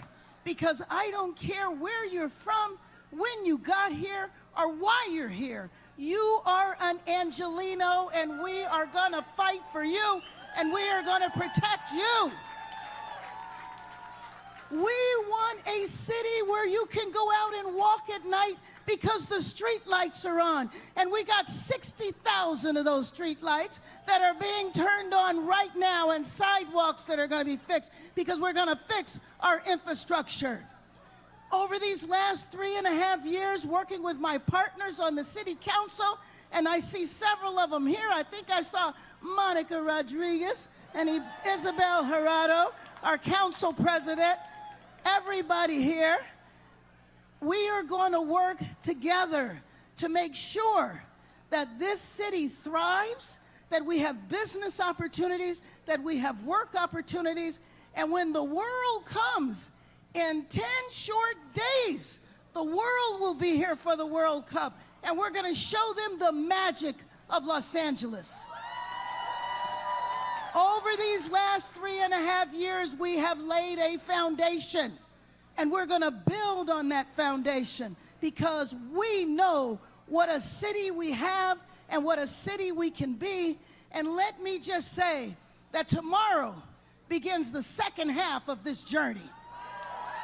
Now, you stood with me for the first half. Will you stand with me all the way? Will you stand with me all the way? What happens when we fight? What happens when we fight? Well, let me just tell you, that's what we've been doing over these last few months. We've been fighting because we're not going to let somebody turn back our clock. We are not going to do that. We are going to continue moving our city forward because this is the greatest city in the world. And I just want to tell you from the bottom of my heart, I love you. I appreciate you. I appreciate you for believing in me. I appreciate you for standing with me when others doubted me, because you know who I am. I have devoted my entire life to serving the city that I love, where I was born, and I'm going to continue to do that all the way to victory in November. Thank you, thank you, thank you, thank you. Like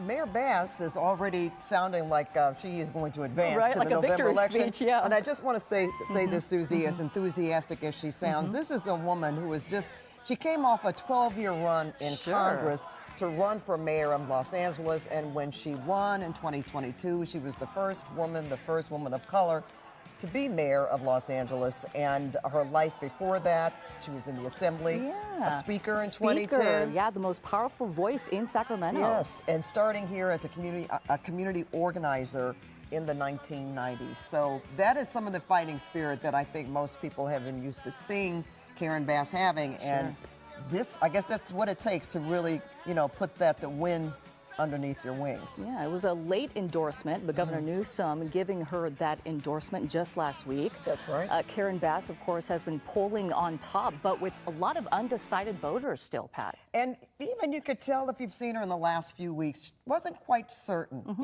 but tonight, she sounds like she is. Confident. So let's give some numbers, Susie. All right, as we see right now, at about 12 minutes after the 9 o'clock hour, Karen Bass is in the lead with 36.5% of the vote. And Spencer Pratt, reality TV star, who has been trailing just behind in polling, 30.1% right now. Now, we've been talking about Nithya Raman, so we're not exactly sure because the night is still young and her numbers could improve.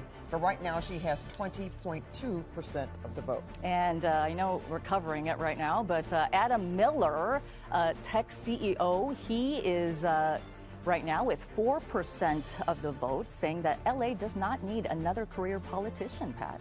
Well, what's interesting, too, in the governor's race, you talked about how Governor Newsom endorsed Karen Bass.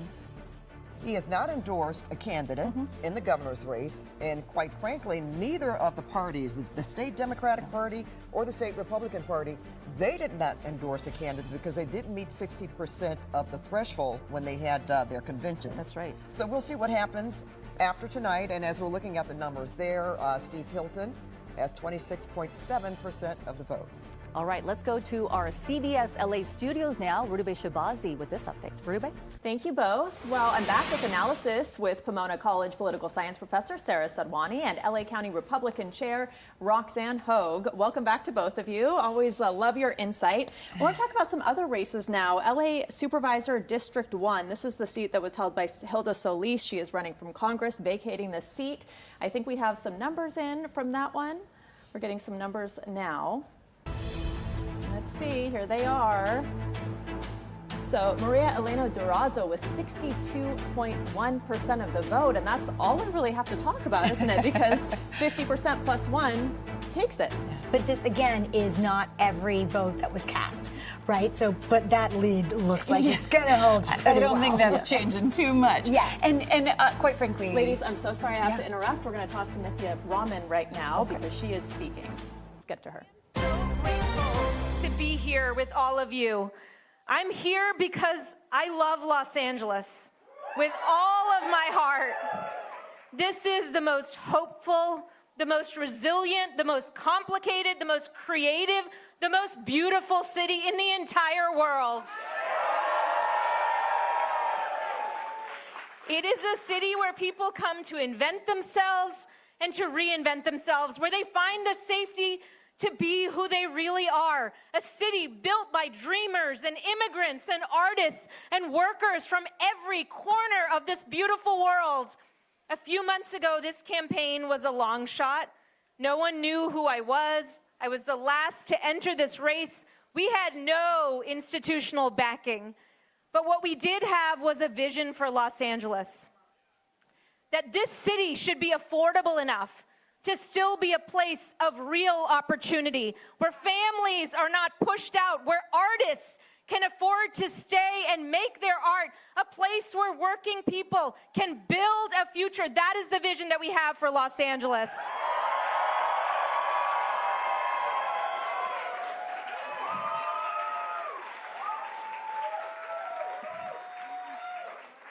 A vision where government actually functions and delivers every day on this city's beautiful, big-hearted values, where we stand up against ICE, where we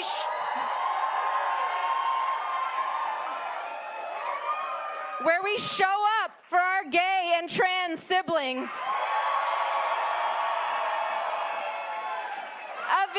A vision where our neighborhoods are safe, where they're full of trees and shade and alive with activity and people and good food and community. We had a beautiful vision, a vision of Los Angeles that's joyful and welcoming and ambitious. And we believe that Angelenos were hungry for that vision, and we were right. We were right. Look at all of you.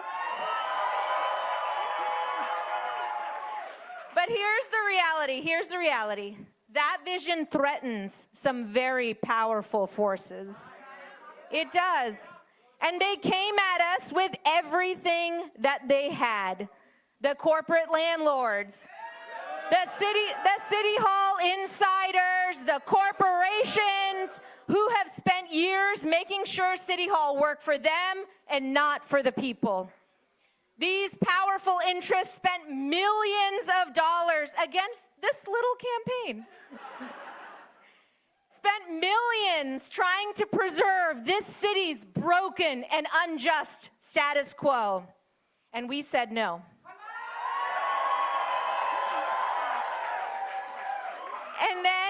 And then came the MAGA machine. They saw an opportunity in Los Angeles to buy a foothold in our beautiful city to advance a dark agenda. They poured money in from all over the country. They brought the right-wing media, the political ecosystem to bear, and attempted to infuse our city with hate, with fear, and with cruelty. But we said no.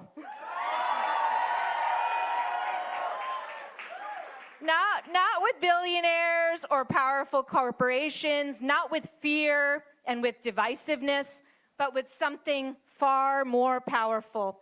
We fought back with love and with hope. And we fought back with all of you.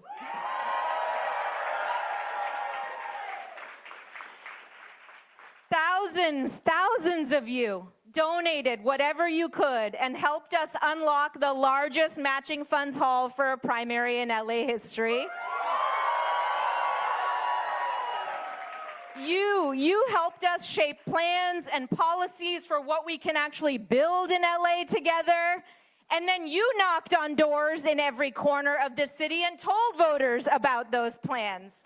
You made phone calls after long days at work. You hosted events in your living rooms and your backyards. You stood outside grocery stores with clipboards. You made your own incredible videos, absolutely incredible. Did you guys see some of those incredible videos?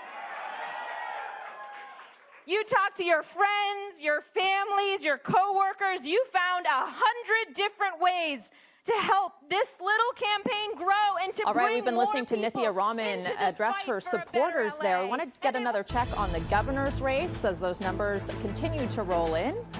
Let's get a full screen up for that. Here we go. Steve Hilton's still in the lead with 26.7%, but it's narrowing with Javier Becerra at 25.8%, followed by Tom Steyer with 19.6% of the vote so far, Sheriff Chad Bianco with 11.3%, and Katie Porter trailing. Now let's listen to Tom Steyer. He is addressing his supporters in the governor's race. Quote FDR, never before in all our history have these forces been so united against one candidate as they stand today. They are unanimous in their hate for me, and I welcome their hatred. But here's the thing. Their spending wasn't personal. It wasn't about who I am. It was about what the corporations believed I could do. For the corporations, elections are always about policy. For the corporations, politics isn't about parties. It's about profits. They do not think in red and blue teams. They think in red and black ink. They think in dollar signs and balance sheets. Their priorities and decisions have proved soulless. They're totally unconcerned with the well-being of working people, with the health of our democracy, with the very concept of justice. They will support who and whatever they have to in order to usher in a future that is beneficial to their bottom lines. It's why they uniformly back Trump. It's why they uniformly oppose progressives, and none of that was unique to this race. Here they were just especially brazen, because here they were especially scared. The dollar amounts are different, but in elections everywhere, the principle is the same. You want to fight for working people at the expense of corporate profits? Watch corporations do everything in their power to stop you. Usually they try harder to hide what they're doing, and usually they're confident that if they spend enough, whoever's threatening their profits will be forced to back down and go away. This is how working people have been priced out of our politics. This is how the system protects itself. And I'll be the first to say it, that isn't how the system should work. You shouldn't have to be a billionaire to run on single payer. Or to challenge monopolies, or to call out a corrupt system when you see it. But the system depends on its ability to crush anyone who tries. And I know that there are many, many people, activists and organizers and ordinary working people who are out there today and who have been out there for decades, saying and doing all of these things brilliantly and fearlessly. Those are the people I'm in this race for. Those are the people I'm in this race with. The corporate interests came at us with everything they had, and we didn't back down. We were absolutely uncompromising in our values and our vision for California, and together we've scared the hell out of the corporate interests who are used to getting it their own way. We exposed the fact that their power depends on a system that is fundamentally corrupt. We showed with clarity and conviction that we do not have to accept the system they've built as inevitable. We proved something FDR said almost a century ago, that government by organized money is just as dangerous as government by organized mob. And we showed that a better California is possible, and that we know what it looks like, and we know how we'll get there together, day by day, listening to vote by Tom vote. Steyer. Because He's together, in all of us in this room San Francisco, I believe in a believe, not-so-radical talking to his idea. supporters. This is not a concession speech, as we were listening, Susie, but right now he is tracking in third place for governor. But of course, the polls have only been closed for an hour and a half now. Yeah, Tom Steyer, a billionaire and environmental activist who talked a lot about accountability and affordability here in the state of California, saying billionaires or wealthy people like him should be paying higher taxes too. He is the only one out of the candidates running who supported the billionaire tax.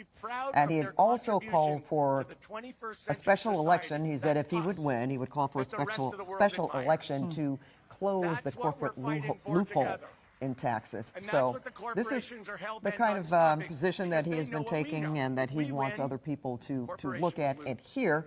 But we'll see how that ends up by the end of the night or the days to come, as we know it could take that long. Sure.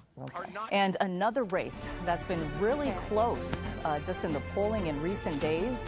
And it looks like polling reflecting the early results tonight, Pat. Right now, Mayor Karen Bass, the incumbent, with 36.6% of the vote. And of course, she is fighting for her second term And she just finished speaking, Pat. She was very enthusiastic and very confident. She sounded like a winner already, that's for sure. Now, Spencer Pratt, he's been her closest competitor really since he entered the race in January. Even gaining more support with his social media push, with all of the inventive videos that he had out there. So right now he is in second place, 30%, looking to have that second spot. That's right. In the runoff. And Nithya Raman, who we just heard from, she is the councilwoman from District 4 from Los Angeles. And all of us just very surprised that she actually ran because of the fact that she was so aligned with Karen Bass and even supported her, giving her her endorsement early on in this campaign. And she's halfway through her second term. You get 3 terms as council people, 4 years, and she came in 2020. So now in 2026, she threw her hat in the ring for mayor. So we're going to go to our Tom Waite now. He's live at the Bass headquarters in Koreatown, where everyone, you know, they're still feeling good. Boy, that was a heck of a speech that Mayor Bass just gave. No matter what side of the aisle you're on, she was fired up. That's absolutely right, Pat and Susie. It was a burst of joy. I think just pent-up emotion after a bruising campaign. It has been such an intense battle for Mayor Bass, and I think she was just very relieved to see the numbers shaping up the way they are so far tonight. Her campaign was expecting, they told me at least, that they thought some of these numbers, these first results would show that she might be losing. That was what happened in the primary in 2022. Bass was introduced by her daughters as she came out and spoke to the crowd. And it was a speech that talked about unifying the city. She thanked her supporters, saying it was a grassroots effort. And she was absolutely fired up, as you said. I think, again, this has just been very intense. Not only was she battling Spencer Pratt, there's also been a sense of betrayal for Nithya Raman, who jumped into this race after Bass helped her get reelected to the city council. Bass saying she is in this to win this. It's looking good so far. We got a lot more to go, but so far it's looking good. We can have the city that we know we all deserve. Los Angeles is where I was born and raised. Los Angeles is the city that I love. Los Angeles is the creative capital of the world. Tomorrow begins the second half of this journey. That's obviously very confident. Bass obviously very confident about going on to competing in the general election, and the numbers right now support that assumption. So we'll see how that works out. Of course, a lot of results left to come in, but definitely a very, very positive atmosphere here at the watch party at Karen Bass's headquarters. There was absolute enthusiasm, exuberance, and I think just a lot of relief. These races are very hard to pull. I was just speaking with members of the campaign staff, and you can tell they were very relieved as well. It's very difficult to get a sense of where the electorate is when it's very hard to predict the turnout. So right now, though, they are feeling very good. Reporting live in Koreatown, I'm Tom Waite. Let's go back to you in the studio. All right, thank you, Tom. You know what, Susie, we were listening to Nithya Raman a moment ago. What did you get from that? It didn't sound like she was that comfortable, but at the same time, it didn't sound like she was conceding. No, definitely not conceding yet. I think she sees those poll numbers and sees the results tonight and is thinking, well, maybe I could squeak into the, November elections. That's what, of course, Spencer Pratt and her neck and neck in polling in recent days has been happening. Let's go to Joy Benedict. She's live in downtown LA in the Arts District tonight with the Nithya Raman campaign. Joy. Yeah, guys, I mean, it's still a very festive atmosphere in here. You heard part of her speech. We sat here, we listened to the whole thing, and I will say she did get a little emotional at the end, specifically when she was talking about her 2 children, and she looked at them and she said, everything we're doing here tonight, we are doing for you to give you a better city.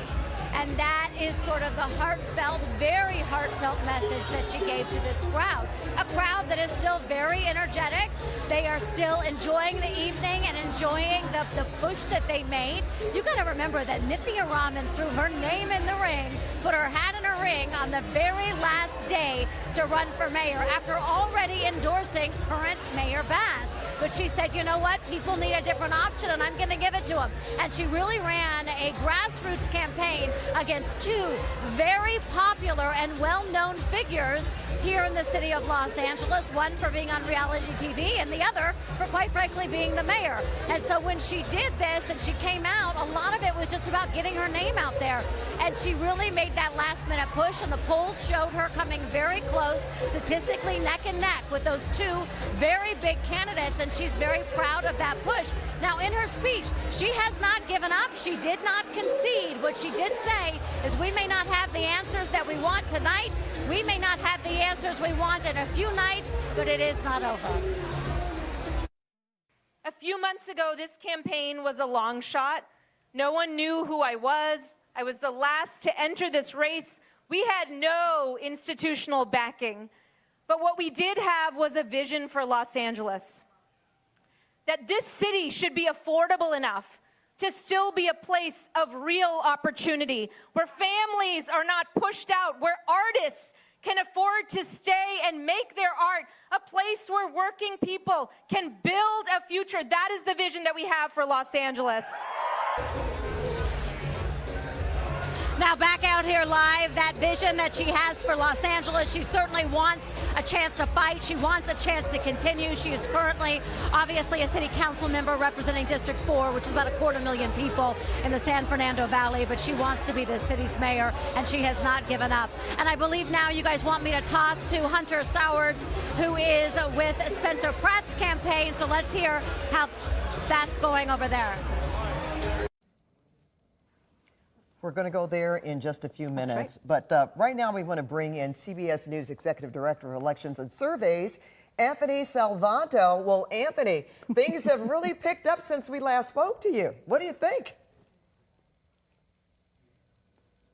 Let me show you how this breaks down, because right now you've got Hilton and Becerra vying for those 1 and 2 spots.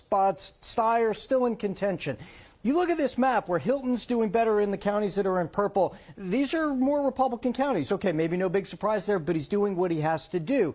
Becerra probably doing what he has to do in and along the coast where you tend to see more Democrats. If I take the state and I'm going to turn it on its side so you're going to see where the votes are coming from, you see that the bulk of Becerra's votes there are coming from Los Angeles. That would be expected, is what he needs to do, and along the coast up around towards San Francisco. So that's a breakdown there. And then if you look at Steyer, could he be in contention?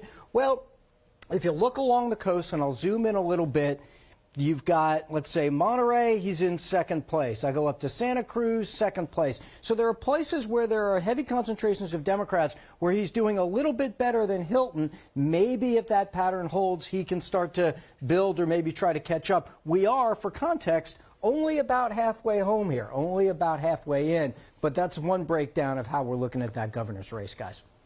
So let's talk about just the fact that this race is actually all throughout California, Anthony, not just one of these city races. We're talking about that name recognition being very important. As we've been talking about, Javier Becerra has served in California and in, as well as federal offices as well. What do you think about name recognition? Who has it, and who is going to be bringing those votes out because of it? Do you see that happening yet, Anthony?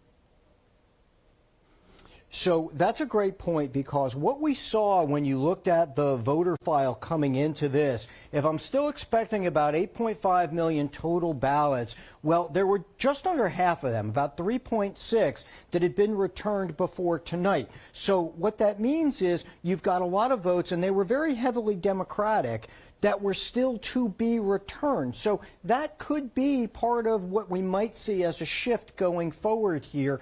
And that's not just the case statewide, but let me zoom in as well on your mayor's race there, because here, as you pointed out, you've got Bass and Pratt in the top 2 slots. I still expect about 786,000 votes total to come in, but we're only about halfway in there as well. So the question is for Raman, can she catch up? It's a high hill at this point, but with half of the votes still out there, it does seem mathematically possible. So that's where that is as well. Again, depends on what comes in and what was cast late, which might be a little bit more Democratic leaning, guys.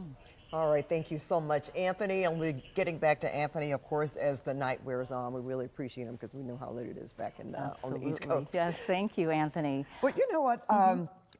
Lori Perez, before we toss to her, I just want to, I hope she can hear us because I just want to say, as far as Javier Becerra is concerned, there she is. I want to be a little self-serving, Lori. As we've been talking about, he was polling in single digits. In fact, he was uninvited to one debate because he didn't have enough numbers. And then, you know, that CBS debate, Lori, where he came out with that Hilton's daddy quote, that really seemed to propel him, in my humble opinion.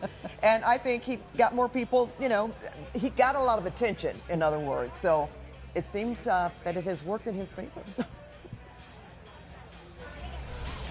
Yeah, I mean, that was really a highlight, I know, of that evening. And I think you're right. I think it did get people's attention, especially after the departure of disgraced Congressman Eric Swalwell. People were looking for someone to gravitate to. This has been a very turbulent race with so many candidates. And I think that the supporters here would argue that, you know, it was Becerra's time, that people were looking for the stability and the experience that he presents. We're kind of surprised, actually, that he has not come out here yet. We were expecting him to be out here a little bit earlier. The crowd is certainly ready to erupt. This is a victory party that they are ready to start. As you said, you know, not everyone, at least outside of this room, was really expecting that we would be here tonight, but his staunchest supporters say they knew he had it in him all along, and they knew that he was right for the state of California, and that voters would soon see that. We did speak with California's State Assembly Speaker, Robert Rivas, just a short while ago to explain why he thinks that Becerra was really able to make that surge over the last 2 months.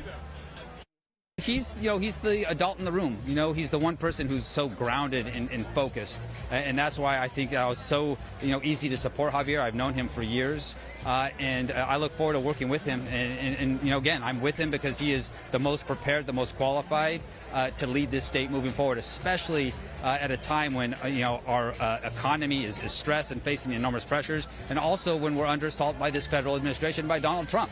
He's the one candidate in this race who has taken on Donald Trump. And, as the results are coming up on the monitors here, we do hear, bursts of applause, even though the numbers have been going back and forth. A lot of optimism here still. Now, the Republican frontrunner in this race has been former Fox News host Steve Hilton. Jeff Nguyen is with that campaign. And so that optimism is also being, or that cautious optimism, Lori, is also being echoed in this ballroom as well. At about 7 p.m. tonight, about an hour left in the polling, Steve Hilton came out and spoke to reporters saying that he is running this race as if he is in third place, hoping to make the runoff in November. We should tell you that the slogan for the former Fox News commentator is "Change is coming," with affordability being at the center of his campaign. Another focal point is homelessness. He is calling for the removal of encampments and requiring drug and alcohol treatment and mental health services as a condition for shelter. Hilton says that he wants to expand concealed carry gun permits. However, this year, California added 3 new restrictions, including a 3-gun per month purchasing limit, ghost gun restrictions, and bans on semi-automatic pistols. But Hilton says that there is no evidence that such laws are effective. Now, back in April, President Trump endorsed him over the other Republican candidate, Riverside County Sheriff Chad Bianco, and he says that even if a Democrat were to run off against him, he thinks that he will do a much better job than any Democrat. Even though the president's poll numbers are falling, he believes that he would do a better job in Sacramento because he says that he has a working relationship with the White House. Reporting live in Huntington Beach, Jeff Nguyen, CBS LA. Thank you so much, Jeff. Well, Riverside County Sheriff Chad Bianco obviously is still hoping to make the top 2 in the race for governor, as we just heard from Jeff. That's right. And Nicole Comstock is in Eastvale with the Bianco campaign tonight. Nicole, what's it feel like out there?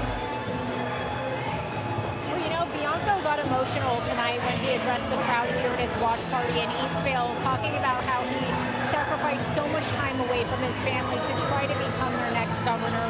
And he says at the end of the day, he knows that he did everything he could to try to make the California dream attainable again. But right now, early returns show him in 4th place. The self-proclaimed law and order candidate has talked about wanting to roll back sanctuary state laws and reform homeless programs to focus on addiction and mental health treatment. Now, he also made headlines earlier this year for seizing 650,000 ballots from the 2025 special election on redistricting, saying he was investigating alleged fraud. But the state Supreme Court made him pause the investigation. President Trump ultimately endorsed the other Republican in the race, Steve Hilton. We spoke with Bianco just before polls closed. Take a listen. It's been a long campaign, 16 months, every single day, multiple things a day, all that came to this. We feel good. We've done everything we could to make sure that California knows that there's a different way possible, and we're hoping that tonight shows that.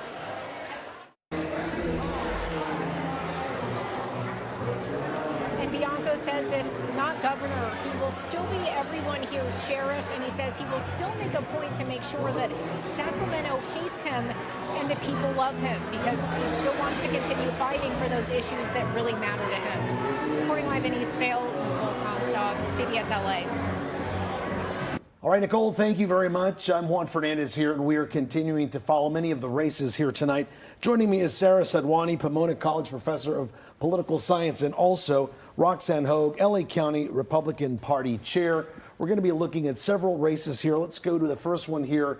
This is for U.S. House 40. Let's take a look at some of the numbers coming in right now. All right, here we have it. This is for the 40th district, representing Villa Park, Rancho Santa Margarita, and Murrieta. Ken Calvert with 35.5% of the vote. Young Kim with 20.4% of the vote. Both here Republicans in this new district that was cut out with Prop 50. First reactions to what we're seeing here tonight. Well, I think this is what we anticipated because this district was drawn to be a Republican stronghold. Mm-hmm. And so we're seeing these two Republicans, both are currently members of the House, vying for this seat. They're both going to continue on to the general election, and no doubt it will be a bruising campaign season for them. And Roxanne, who do you think might have the better chance of taking the seat here? Well, it was drawn to be a Republican stronghold and to eliminate one of two very good Republicans. Mm-hmm. And again, we're just seeing a portion of the vote come in, so it's still, you know, things are very fluid in California. People have to realize that they take 30 days to get results because they take 30 days to get results. We're not. We'll see who's ahead. And does this mean Democrats in that district need to do better work harder? No, not really, right? I mean, the chances of a Democrat winning this seat would be slim. But the other side of that, in these other districts that Prop 50 drew, we have likely more Democrats that are going to be winning or winning more easily as well. Gotcha. Consider this district a sacrifice fly. Prop 50 was like, all right, we'll give you this one. Yeah. And as you were saying, Roxanne, a Republican will definitely be taking House seat 40. Okay, let's go to House seat number 45. This here covers Fullerton, Garden Grove, and Fountain Valley. You can see here Derek Tran with 52.7% of the vote. As you see there, he is going to advance to the general election in November, followed by Ku Huang Vo with 14.6%. Any surprises here, ladies? Vo is a really strong candidate, and you'll see when you consolidate those Republican votes, he will give Tran a run for his money. What makes this district so unique? This is such a special district because even prior to Prop 50, for the Independent Redistricting Commission, which I had the chance to sit on, we drew this district for the Little Saigon Vietnamese American community. Previously, that community was split between 3 different congressional districts, and they made a plea to be kept together for representation. I think what's really exciting in these results is actually you have all of these candidates of Vietnamese background. Here we see Derek Tran, who's currently holding that seat, doing much better than he did before. He won that seat by only about 500 votes. Indeed, we have Derek Tran, as you mentioned, Chi Nguyen, Tom Vo, and Chuang Vo as well. And again, political representation changed because of the redistricting. Going to be very interesting to the Supreme Court as they hear the Prop 50 and other cases going through that it was done on a racial basis. Gotcha. We'll And so no surprise here is what we're seeing right now regarding the numbers coming in. All right, let's go to the 48th Congressional District right here. This is Palm Springs, Hemet, and Temecula. As you can see here, Republican Jim Desmond with 41.2% of the vote, followed by Marnie Von Wilpert with 20.2%. Amar Kappa Najar with 9.6%. Brandon Riker, 7.0% here with the votes coming in. It looks like, of course, Jim Desmond will be advancing to the general. Again, any surprise here with House District Seat 48? This was originally Darrell Issa's seat, That's and right. in Prop 50, this district changed. It's a little bit more supportive for Democrats here, but still competitive, and that's what we're seeing with these kinds of results, with the Republican doing quite well. Mm-hmm. They've really battled it out between those top two Democrats, Kampa Najar and Marnie. Marnie. Marnie. We love her. Actually sits on the San Diego City Council. So we've seen she really rose above here. Interesting, because Kampa Najar had actually run against Darrell Issa in the past, but hadn't been successful. So it's it's one of those interesting candidates that we've pieces. talked about that they think because they've run and lost multiple times, they have great name recognition. Right. But they've lost multiple times. Right. And what lessons should we, the national parties, take with this district here? National parties should leave California alone. We are a unique beast, and Californians really are Wild West, and we'll see what happens. I do wish Darrell had stayed and run.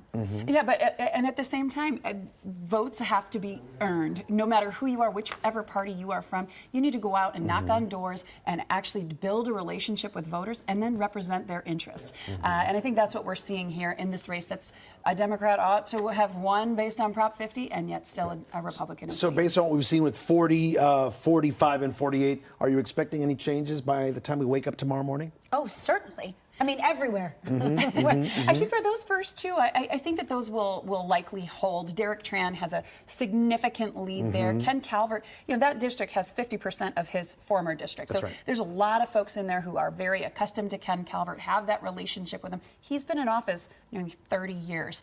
And so in all likelihood, he will continue to carry. Yeah, for Overall, that specific though, one. people should be very aware that California and Los Angeles, especially when the LA County is taken into account, those numbers are going to be very fluid for the next at least 2 weeks. Got it. Love breaking.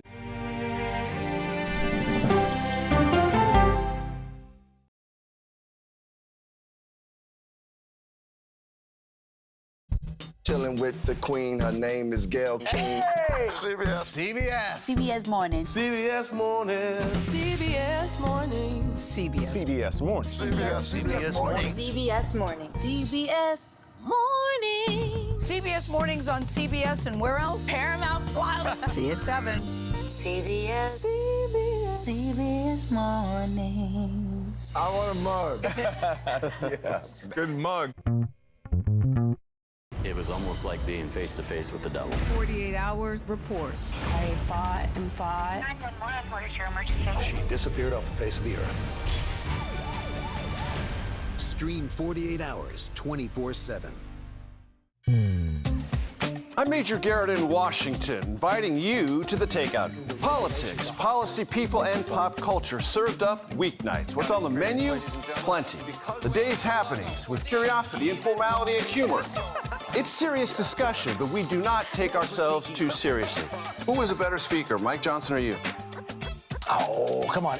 Join me on The Takeout. Streaming right here on CBS News 24/7. Money Watch is your no-nonsense guide to taking control of your finances, where I offer practical, real-world advice with no jargon and no judgment. I'm Jill Schlesinger. Listen to Money Watch wherever you get your podcasts. Go to the ends of the earth. We'll hit the heights. a great adventure together. And reach for the stars. Star power. I like it. So cool. But wait, there's more. Experience thought-provoking. Something that's undeniable. With mindfulness. Innovative. Magical. It's like being a child. And truly original reporting. God, you do your research. I tell a good story. Because there's always something new under the sun on CBS Sunday morning. Why America's last best place is at risk. If the public land that you use were sold off, could you run your business? A stalker sends menacing messages to a young mother before she's murdered. They all just kind of said, I can't believe this happened. He did it. The stalker did it. There's a killer out there, and we're gonna go after him. But the investigation reveals a sinister setup. I think his head is spinning, thinking about what else are they gonna find. 48 Hours, now streaming on CBS and Paramount+. Politics isn't a game. When do consumers actually get to touch and feel a difference in their lives? Politics is about policy. So you would encourage Democrats to work with Donald Trump on an issue like healthcare? I'm a voracious consumer of information, and I'm impatient. I don't like to be spun. Do you know if there are active